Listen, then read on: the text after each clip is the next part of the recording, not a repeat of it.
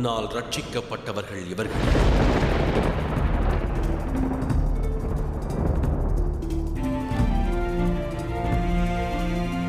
அனைவரையும் நீயே காப்பாற்றினாய்.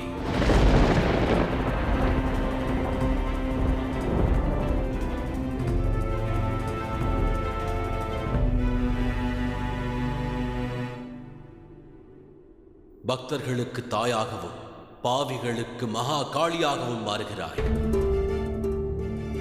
உன்னுடைய சக்திக்கு எல்லை என்பதே இல்லை. நான் மகாகாலனாவே. ஆகையால் நீ மகா காளியாவாய்.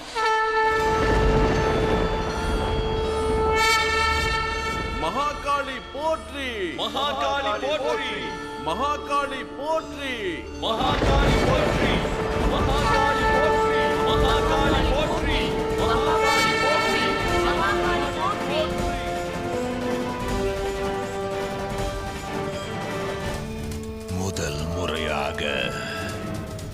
முதல் முறையாக என் மனம் அமைதி கொள்ள மறுக்கிறது. அப்படி என்ன சக்தியை கொண்டுள்ளாள்? முதலில் என் சேனைகள், பிறகு சண்டுவும் மண்டுவும், அவ்வாறே மூர்க்க அரக்கனையும் அழித்து விட்டாள். உன்னையும் இக்கதிக்கு ஆளாக்கி இருக்கிறாள் நிசும்பா. கண்களால் காணாமல் தங்களால் உணர முடியாது.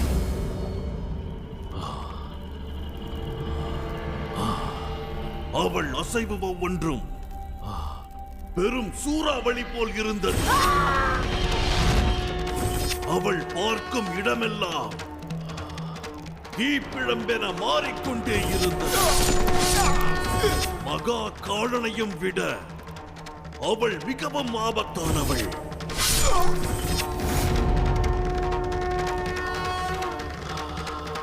ஒரு நாள் நிச்சயம் நான் நம்மை எதிர்க்கும் அந்த மகா காளியை இல்லாமல் செய்துவிடப் போகிறேன். அதற்கு கால பிரபந்த யாகம் செய்ய வேண்டியது அவசியம். எப்படி? அவளை வெல்ல யாராலும் இயலாது. அவள் எங்கிருந்து வருகிறாள் என ஒன்றுமே புரியவில்லை. ஆம், அதை பற்றி நாம் அறியாமல் இருக்கலாம். இருப்பினும் எதற்கு வந்தாள், ஏன் வந்தாள் என்பதை அறிய வேண்டும். ஒருவேளை பார்வதியை ரட்சிக்க வந்திருக்கலாம். அவ்வாறெனில் பார்வதியை கூடிய விரைவில் என் வசப்படுத்துவது நிச்சயம். பார்வதியே தானாக வந்து நம் இடத்தில் தஞ்சம் புகுவது நிச்சயம். மகாகாளி.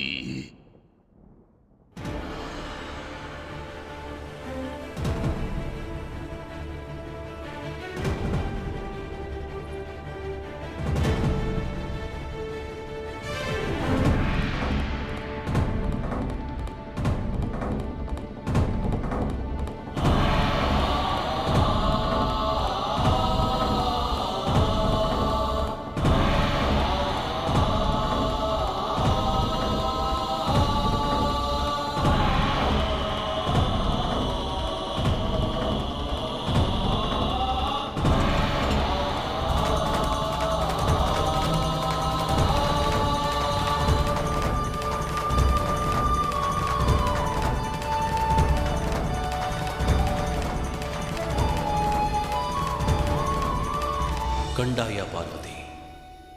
அனைவரும் ஆனந்தம் கொண்டுள்ளனர்.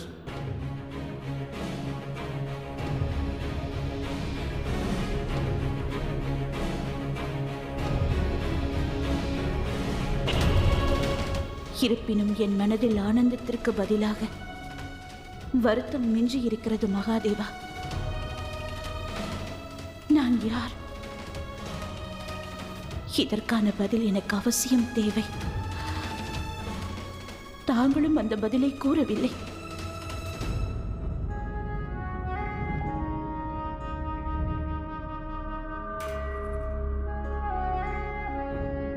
அனைத்தையும் அறிந்தவர் தாங்கள். ஆனால் இந்த சக்தியானது எனக்கு எதற்கு மகாதேவா? நான் என்ன செய்ய போகிறேன்? எதற்காக இந்த புது பரீட்சையை எனக்கு அளித்தீர்கள்? இதற்கான பதில் தெரியும் வரை என் மனம் சாந்தி அடையாது மகாதேவா. ஏனெனில் இந்த யாத்திரை உனக்கானது கௌரி. உன்மேல் மிகுந்த நம்பிக்கை கொண்டுள்ளேன். எங்கு அதர்மம் ஏற்பட்டாலும் சுவாமினியாய் நீ அதை தீர்த்து வைப்பாய் பார்வதி.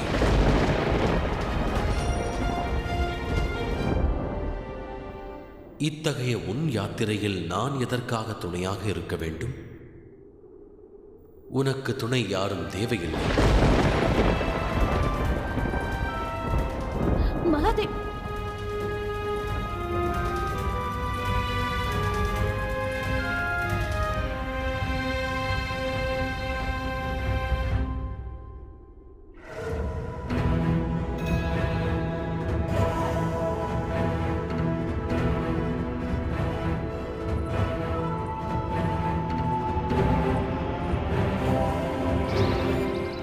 தன்யனானே, இந்த மகா காளியே நேரில் வந்து எனக்கு ஆசிர்வாதம் அளித்ததினால்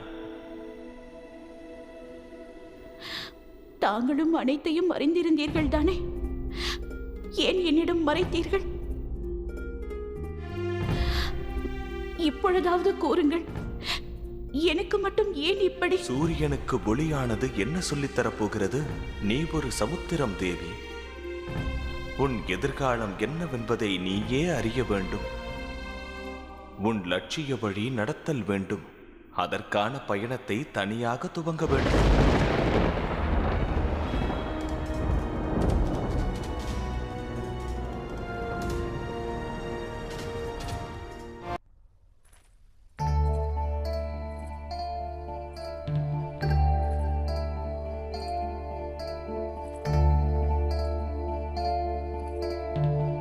வணங்குகிறேன் மகாகாளி.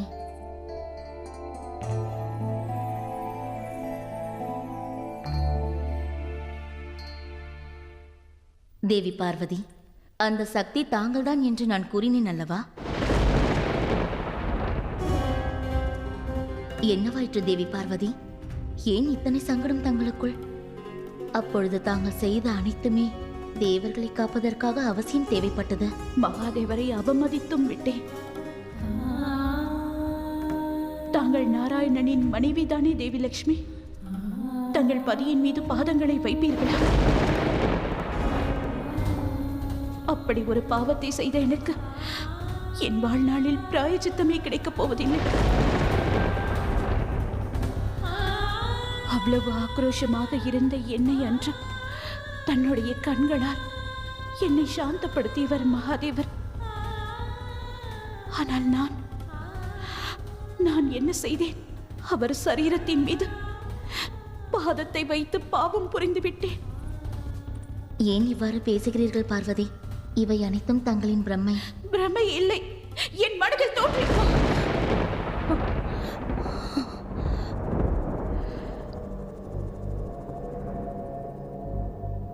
உங்களால் எனக்கு பதில் கூற முடியாத லட்சுமி. தாங்கள் என்னுடைய சகி ஆவீர்கள். இருப்பினும் என்னை கண்டு அஞ்சுகிறீர்கள்.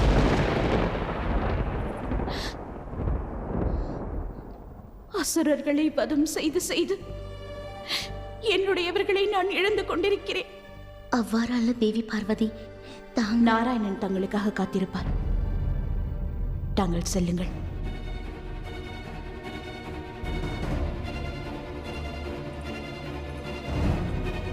அத்தகைய கேள்வி ஒன்றிருப்பின் அதற்கான பதிலை தேடி சுவாமினியே சென்றாக வேண்டும். நீ செல்லும் இந்த யாத்திரையில் என்னாலும் வர இயலாது. எவரும் உன் துணை இருக்க மாட்டார்கள். உண்மைதான் மகாதேவா. என் கேள்விக்கான விடையை நான் தான் தேட வேண்டும். அதற்காக நான் கைலாயத்தை தியாகம் செய்ய வேண்டும்.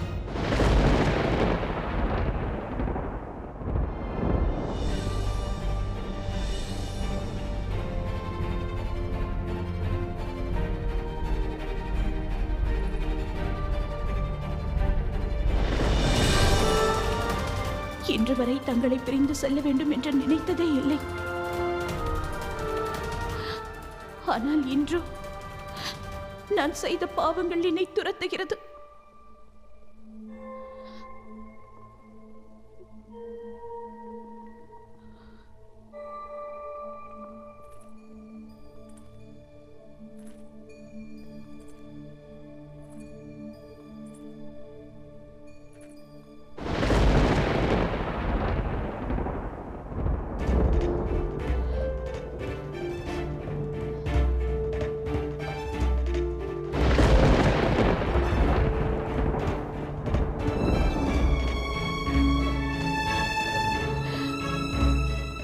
என்னை தடுக்காதீர்கள் மகாதேவா. நான் செல்வதற்கு காரணம், என் மனதில் எழுந்திருக்கும் இந்த கேள்விக்கான பதிலை நானே கண்டுபிடித்தாக வேண்டும். அதற்கான யாத்திரையை தாங்கள் தடுக்கவும் வேண்டாம், என்னுடன் வரவும் வேண்டாம்.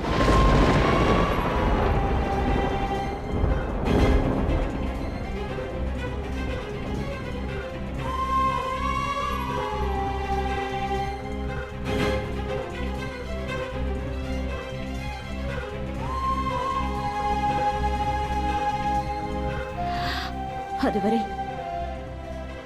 இந்த பார்வதி உங்கள் கண் முன்னால் வரமாட்டாள். கௌரி, வேண்டாம் மகாதேவா, என்னை தடுக்காதீர்கள்.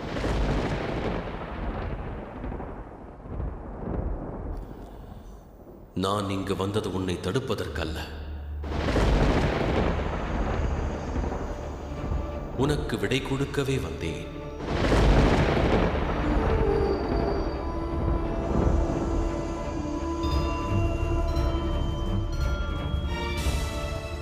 செல்.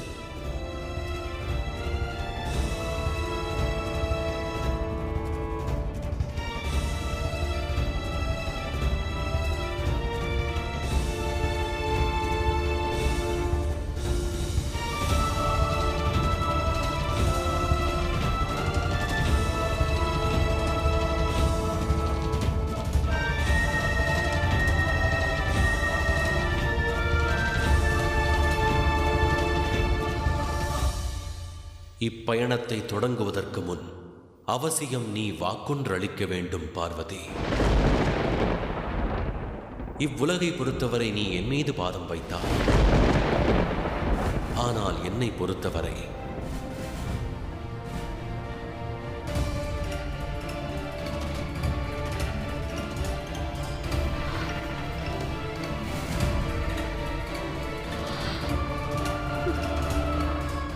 நீயே என்னுடைய ஹிருதயமாவாய்.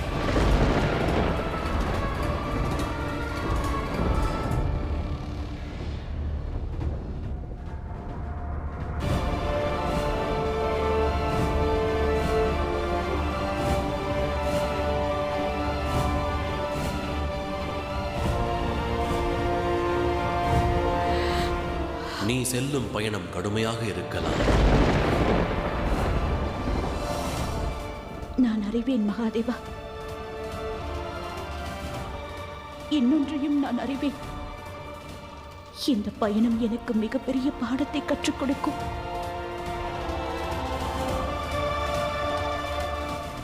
இறுதி பயணமாகவும் இருக்கலாம்.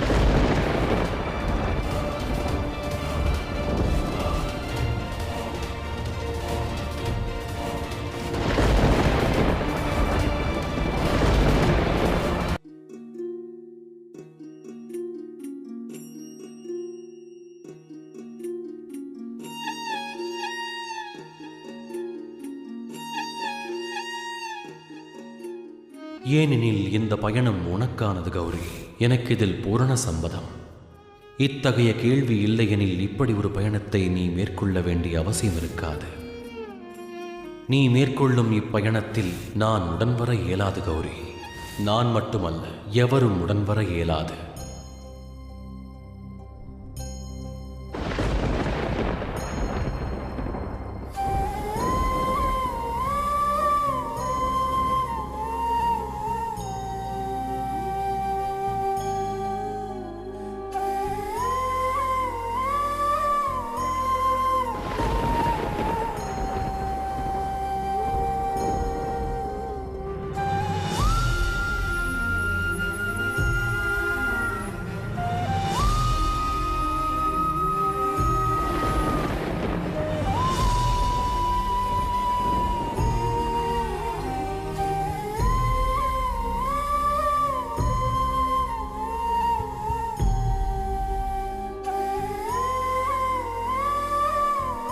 சக்தி இல்லையே இந்த சிவனும் இல்லை.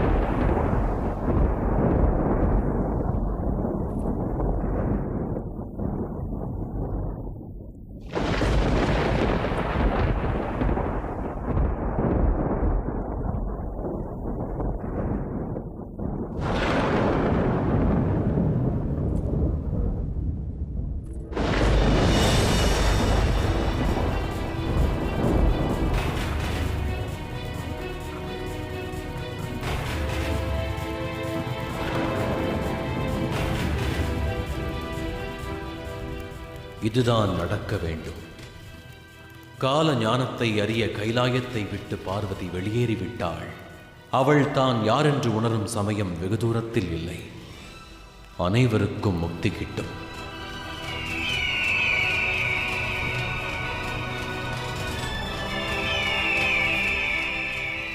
மீதம் இருப்பது பேரழிவு ஒன்றே ஆகும்.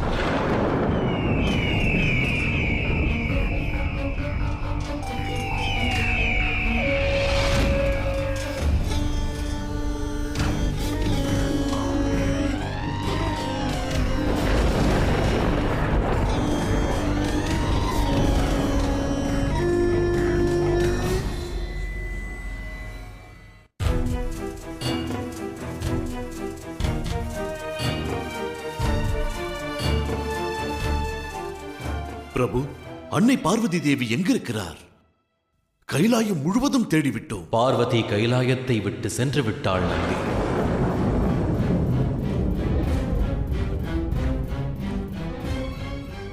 என்ன? அன்னை கைலாயத்தை விட்டு சென்று விட்டாரா? ஆயினும் என்னவாயிற்று மகாதேவா? நாங்கள் தவறிழைத்து விட்டோமா? அன்னை எங்கு சென்று விட்டார்? எங்கு? அவள் மனதில் எழும் கேள்விகளுக்கான பதில் கிடைக்குமோ அங்கு பதில் மட்டுமல்லாது வாழ்வின் போதனைகளும் கிட்டும். இருப்பினும் தாயற்ற குழந்தையாக இந்த கைலாயம் தவிக்கிறதே மகாதேவா. அதை தாங்களும் அறிவீர்கள் பிரபு. இருப்பினும் அன்னையை ஏன் தடுக்கவில்லை? ஒவ்வொருவரின் வாழ்விலும் லட்சியம் என்பது உண்டு நந்தி. அவள் செல்ல முற்படும் போது தடுக்க நான் யார்? இருப்பினும் அன்னை இல்லை எனில் நமது நிலைமை என்ன? இனி எங்களை போன்றவர்களை யார் பார்த்துக் கொள்வார்கள் சுவாமி? அன்னையை அழைத்து வாருங்கள் பிரபு. தாங்கள் எனக்கு ஆணையிட்டால் நானே செல்கிறேன். உன் அன்னை தானே நந்தி. தாயை அழைத்து வருவது தனையனின் கடமை அல்லவா? நீ இங்கு இன்னும் தாமதித்தால் அங்கு விபரீத விளைவுகள் ஏற்படக்கூடும் நந்தி.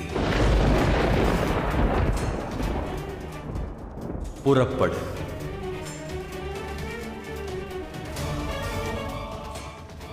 தாங்கள் கூறும் பொருள் எனக்கு புரியவில்லை. விபரீதம் ஏதாவது நடக்கப் போகிறதா? சமயத்தை விரயமாக்குகிறாய் நந்தி. முடிவெடுத்த பின்பும் தாமதிப்பது தவறாகும்.